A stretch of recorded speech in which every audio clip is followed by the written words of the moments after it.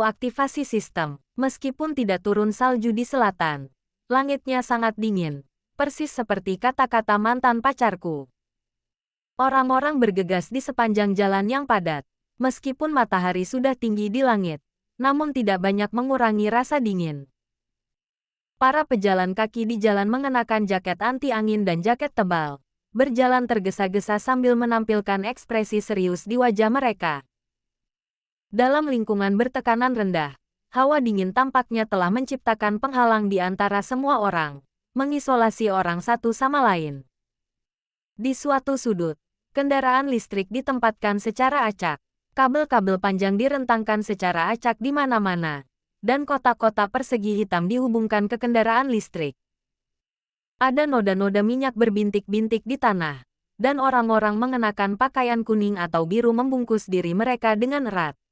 Jongkok atau berdiri, berkomunikasi dengan bebas. Ketika semua komunikasi disatukan, sebagian besarnya hanya memiliki satu topik, yaitu apakah akan pulang kampung untuk merayakan tahun baru. Xiao Su, apakah kamu akan pulang untuk tahun baru? Kakak Liu, bagaimana denganmu? Su yang memegang sebatang rokok di mulutnya, dan sulit membedakan apakah asap yang dihembuskannya adalah udara dingin atau asap rokok. Tidak akan kembali. Liu Ming menunjukkan wajah sedih, dan berkata sambil tersenyum masam, saya tidak punya uang untuk pulang. Apa yang bisa saya lakukan? Tiket pulang pergi harganya beberapa ratus yuan, dan saya harus membeli berbagai keperluan. Putri saya akan masuk sekolah menengah pertama tahun depan, dan saya harus menabung sejumlah uang untuknya. Manfaatkan tahun baru untuk berlari lebih banyak dan menghasilkan lebih banyak uang. Apakah kamu menyesalinya? Su yang menatap pria di depannya dengan rasa ingin tahu. Usianya baru 27 tahun, tetapi wajahnya penuh kerutan dan kulitnya kasar. Usianya baru 27 tahun, tetapi ia tampak seperti pria parubaya berusia 40-an. Apa yang kamu sesali? Liu Ming menatap Su yang dengan bingung. Menikah. Su yang mengangkat bahu. Sesaat udara terasa senyap, hanya terdengar desiran angin dingin.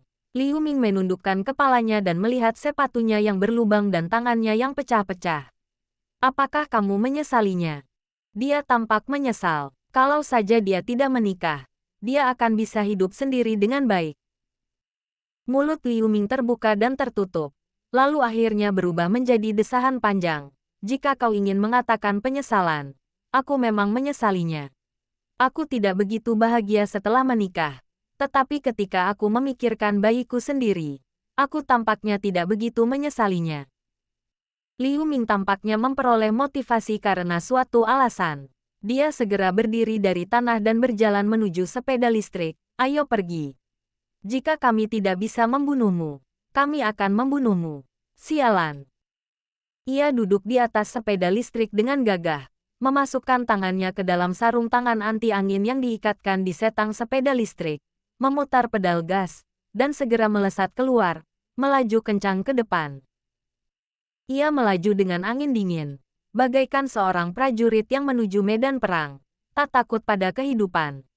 Su yang melempar puntung rokok ke tanah dan menginjaknya dengan kakinya.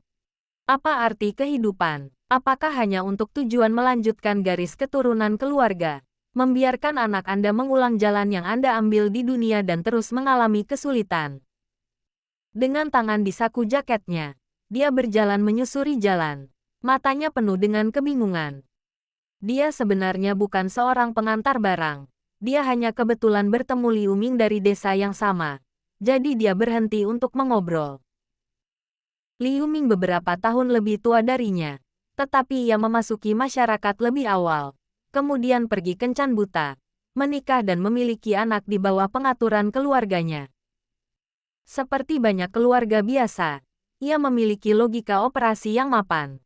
Jika aku menikah dengan wanita yang lebih baik, dia akan menjaga rumah tanggaku tetap teratur.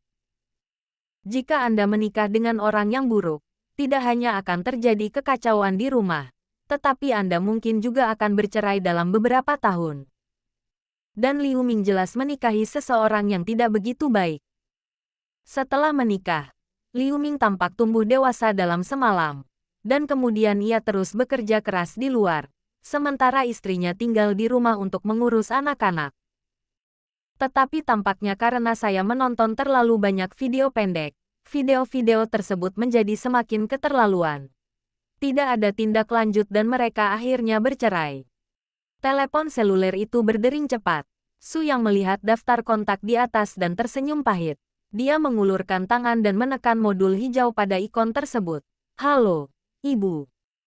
Apakah kamu akan kembali untuk tahun baru? Nada bicara Liu Fang di ujung telepon terdengar lembut dengan sedikit antisipasi. Aku tidak akan kembali. Aku punya banyak hal yang harus kulakukan di sini.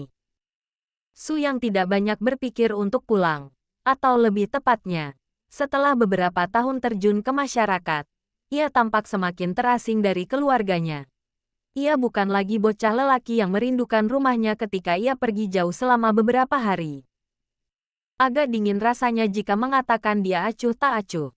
Sedangkan untuk saudara dan sahabat, ia berpegang pada prinsip, sebisa mungkin tidak menghubungi mereka. Bahkan di rumah, dia tampaknya hanya ingin menelepon sesekali untuk menyapa. Kau tidak akan kembali. Nada bicara Liu Fang dipenuhi kekecewaan sesaat, tetapi dia juga tersenyum pahit. Sibuklah gelombang, sibuklah gelombang. Dalam sekejap, pikiran Su yang teringat dengan iklan-iklan yang dilihatnya di TV saat dia masih kecil. Wanita tua itu menyiapkan makan malam tahun baru dan menelepon sepanjang malam. Tetapi tidak ada satupun anak yang kembali. Ekspresi kehilangan dan kesepian itu. Rasa pengekangan moral dan amoralitas menyelimuti tubuh saya. Su yang terdiam. Bu, bicaralah dengan benar. Kau boleh kembali atau tidak. Tetaplah di luar sana. Liu Fang mendengus dingin sejenak. Kamu tidak pulang sepanjang tahun. Ketika aku bertanya apakah kamu akan kembali atau tidak, kamu sibuk setiap hari. Aku tidak melihat berapa banyak uang yang kamu hasilkan. Seperti yang diduga, pisau paling tajam seringkali ditusuk oleh orang-orang yang paling dekat dengan Anda. Orang-orang yang paling mengenal Anda seringkali tahu kata-kata apa yang paling menyakitkan. Tidak, Bu. Bagaimana bisa Ibu mengucapkan kata-kata dingin seperti itu dengan suhu tubuh 36 derajat? Aku anak Ibu. Su yang langsung memasang topeng kesakitan. Ah, ya gelombang. Suara sarkastis dan asal bicara segera terdengar dari ujung telepon yang lain. Sulit. Tinjunya sulit. Su yang mengepalkan tangannya erat-erat. Saya akan mendukung Suster Guan sampai mati. Lihatlah dirimu. Bukan saja kamu tidak punya uang. Kamu bahkan tidak punya pacar. Lihat saja Agui di desa kami. Anak-anaknya sudah bisa membantu memasak. Meskipun dia tidak punya uang, dia punya istri dan anak. Bagaimana denganmu? Kamu tidak punya apa-apa. Su Yang, baiklah. Bicara saja. Berikan teleponnya padaku dan aku akan mengatakan beberapa patah kata. Su Yang hanya mendengar suara kasar namun penuh kepuasan keluar dari telepon. Dan dia menghela napas. Saya benar-benar ingin menemukan tempat untuk melompat turun secepat kilat. Sekarang giliranmu. Kan, apakah seperti ini rasanya menjadi orang tua? Cepat atau lambat aku akan menempatkan kalian berdua di internet dan mengekspos kalian berdua secara daring. Bagaimana cara memperbaikinya? Hei, jangan lupa pulang untuk merayakan tahun baru. Bibimu sudah menemukan beberapa kencan buta untukmu. Jika saja kamu tidak menyebut-nyebut tentang kencan buta itu, aku mungkin benar-benar akan kembali. Su yang melengkungkan bibirnya, dia memang tidak ingin kembali sejak awal. Dan sekarang setelah mendengar soal kencan buta itu, dia semakin tidak ingin kembali. Ayah, jujur saja, ayah memang seorang miliarder. Semua perjuanganku di masyarakat selama ini adalah ujian bagiku, kan? Ada sedikit ekspektasi yang tidak realistis dalam nada bicara Su Yang. Dia benar-benar sedikit kelelahan. Saat ini, aku dalam keadaan ingin mati tetapi tidak bisa. Dan ingin hidup tetapi tidak bisa. Su Daqiang di ujung telepon melengkungkan bibirnya ketika mendengar ini. Bermimpilah sendiri. Beraninya kau mengatakannya dengan lantang. Apa kau tidak takut orang lain akan menertawakanmu? Ibumu dan aku sudah memesankan tiket untukmu. Aku akan mengirimkannya kepadamu di WeChat nanti. Kau bisa memeriksanya sendiri. Oke. Aku tutup teleponnya sekarang. Setelah mengatakan itu, Su Daqiang menutup telepon. Dia duduk di bangku kayu kecil dengan wajah sedih, mengambil rokok di meja kopi, membukanya, mengambil sebatang rokok dan menyalakannya. Dia menarik napas dalam-dalam dan 2 gumpalan asap keluar dari lubang hidungnya. Nada bicara Su Daqiang agak menyalahkan. Kehidupan Xiao yang sudah sulit di usianya ini. Jangan kita bicarakan hal ini dengannya. Mungkin hanya pria yang mengerti pria. Su Daqiang juga memahami perasaan tidak berdaya di usia Su Yang. Dia tidak mencapai apapun sejak awal. Jadi dia tidak punya banyak harapan atas keberhasilan Su Yang. Ketika dia bekerja di luar, dia juga memahami bahwa di masyarakat saat ini, kerja keras tidak lagi cukup untuk mencapai kesuksesan. Jadi dibandingkan dengan semua ini, Su Daqiang lebih berharap Su Yang bisa lebih bahagia. Pokoknya, saya punya rumah dan ladang di rumah. Paling buruknya, saya bisa pulang dan bertani. Setidaknya aku bisa mencari nafkah. Liu Fang sedikit tidak puas ketika mendengar ini. Maksudmu anakku, jadi aku tidak bisa mengatakannya. Ya, tentu saja. Su Daqiang segera mengangguk dan dengan cepat mengungkapkan sikapnya. Setelah hidup bersama selama bertahun-tahun, dia tentu memahami watak istrinya dan bersedia menurutinya. Sambil berjalan di jalan, Su Yang tidak bisa menahan diri untuk tidak menyalakan rokok lagi. Dia menarik napas dalam-dalam lalu mengembuskan asap tebal dari mulutnya. Sangat menyebalkan, mudah tersinggung, cemas, dan kelelahan mental. Situasi seperti ini hanya terjadi sesekali, dan biasanya disebabkan oleh faktor eksternal, seperti ketika orang tuanya menelepon dan memintanya pulang untuk merayakan tahun baru. Bila ia berpikir untuk pulang kampung pada perayaan tahun baru dan bertemu dengan sanak saudara serta sahabatnya, ia mulai menolak dengan sekuat tenaga, dari pikiran sampai tubuhnya. Setiap pori-pori menolak. Semua bibi dan paman duduk bersama sambil berceloteh dan kemudian membandingkan diri mereka satu sama lain. Perasaan utamanya adalah kulit kepala Anda terasa geli.